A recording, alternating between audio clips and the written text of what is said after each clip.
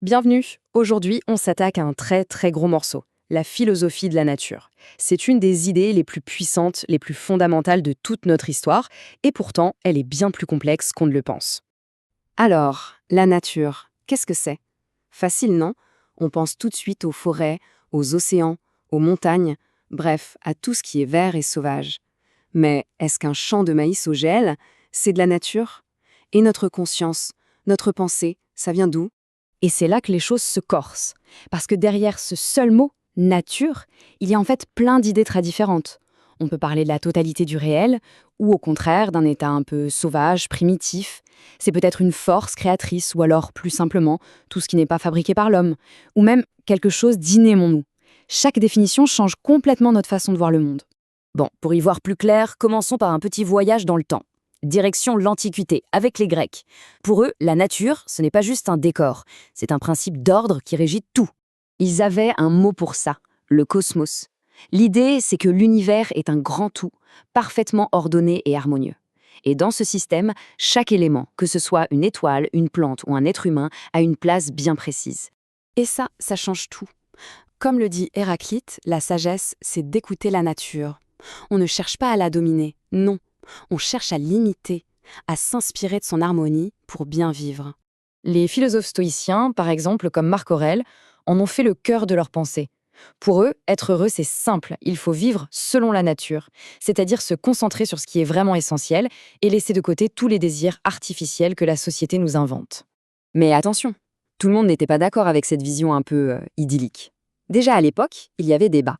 Pour certains, comme Calliclès que Platon met en scène, suivre la nature, c'est tout autre chose. C'est la loi du plus fort qui domine le plus faible. Point final. Une vision bien plus brutale. Allez, on fait un bond de plusieurs siècles en avant, on arrive à l'époque des modernes. Et là, c'est une véritable révolution dans la pensée. Notre rapport à la nature va être complètement bouleversé. Et qui mieux que Descartes pour résumer ce nouvel état d'esprit? Nous rendre comme maîtres et possesseurs de la nature. La phrase est célèbre et elle dit tout. Fini le modèle à imiter. La nature devient un objet d'étude, une ressource à maîtriser, à exploiter pour le progrès humain. C'est ce qu'on appelle la vision mécaniste du monde. L'idée, c'est que la nature, y compris les animaux, et même notre propre corps, fonctionne comme une immense machine. Et si c'est une machine, eh bien, on peut la démonter pour comprendre comment elle marche, pour en découvrir les lois. Mais cette comparaison a ses limites, et c'est le philosophe Kant qui l'a très bien montré. Prenez une montre, aussi parfaite soit-elle, son créateur est extérieur. Elle ne peut pas se réparer toute seule, ni se reproduire. Un organisme vivant, lui, même le plus simple, porte en lui son propre principe d'organisation, de croissance. C'est une différence fondamentale. Et tout le monde n'a pas suivi Descartes dans cette voie. Spinoza, par exemple, a vivement critiqué cette idée d'une humanité séparée au-dessus du reste. Pour lui, c'est une illusion. L'être humain n'est pas un empire dans un empire, il fait partie intégrante de la nature, soumis aux mêmes lois. Ce qui nous amène à la grande question, peut-être la question centrale de ce débat. Quelle est la place de l'humanité? Sommes-nous des êtres de nature comme les autres, ou bien quelque chose nous met-il à part?